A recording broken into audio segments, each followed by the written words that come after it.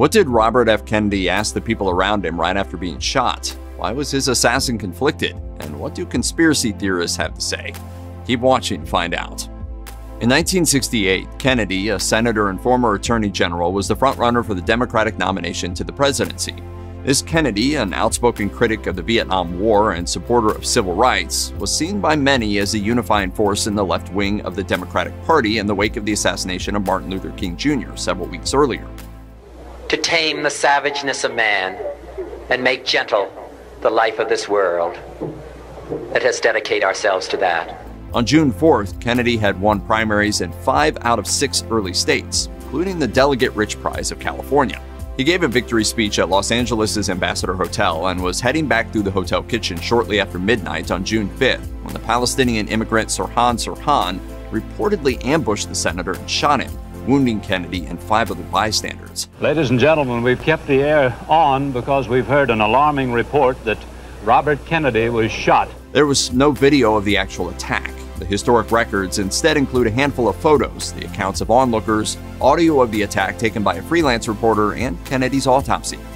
In eyewitness accounts of the attack, Sirhan approached Kennedy head-on and fired a couple of shots before being restrained by the crowd, some of whom managed to grab Sirhan in the chaos, according to the Washington Post. Sirhan continued to shoot wildly, injuring 5 others in the room before witnesses grabbed a .22 caliber revolver from his hand.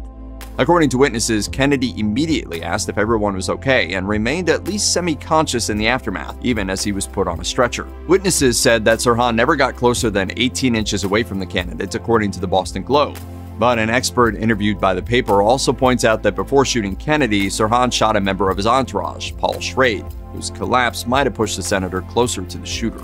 Years later, in a 1989 interview with Inside Edition, Sirhan said he shot Kennedy because he felt betrayed by the politician after he suggested during his presidential campaign that he may send 50 fighter jets to aid Israel in their fight against the Palestinians. Here's what Sirhan's former boss told ABC. He burst out in a temper. He said, "That man is killing my people." He said he should be dead. Sirhan said his goal was only to save his own people, not to harm Kennedy, whom he admired. To me, he was my hero. He was my champion. He was the protector and the defender of the downtrodden.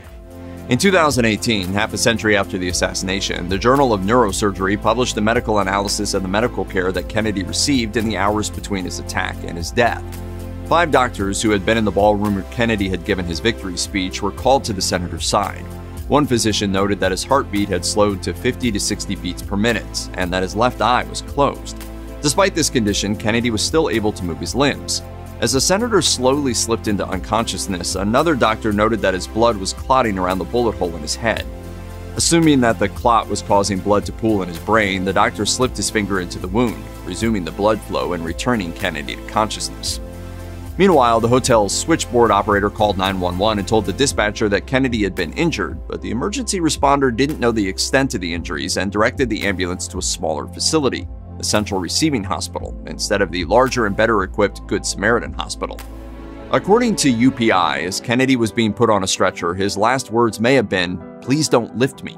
By the time Kennedy arrived at the hospital, he was unconscious and not breathing, according to the Journal of Neurosurgery. The doctors at Central Receiving stabilized Kennedy and restored his breathing, but soon realized he needed treatment at Good Samaritan Hospital instead.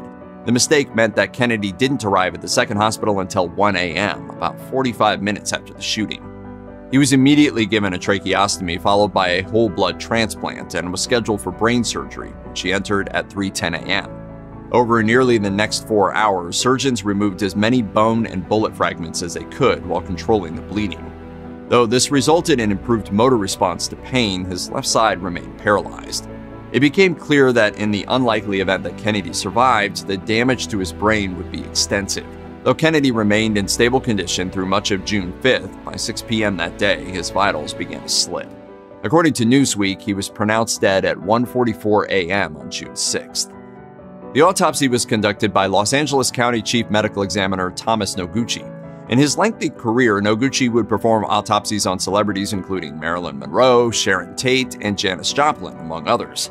According to the New York Times, Noguchi was also sometimes criticized for his dishy comments about celebrities to the media, and while Kennedy was in the hospital, he reportedly danced with joy, according to UPI, saying, "I'm going to be famous. I hope he dies."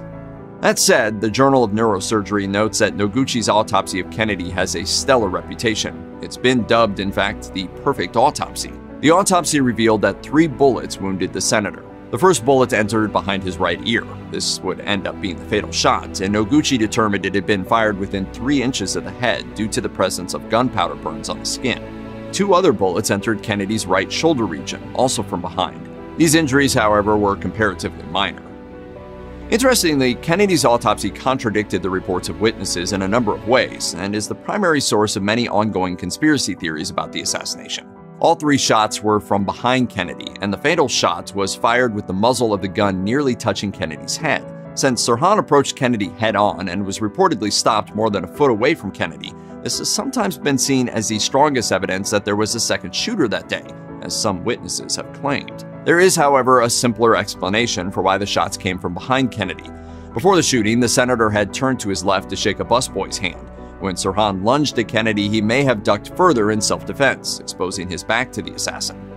Journalist Dan Moldea, who wrote a book on the assassination, told the Boston Globe, "The conspiracy people will have you believe that Kennedy is standing there putting his chest out. If you see someone running at you shouting, 'You son of a bitch,' he's got a gun in his hand. What are you going to do?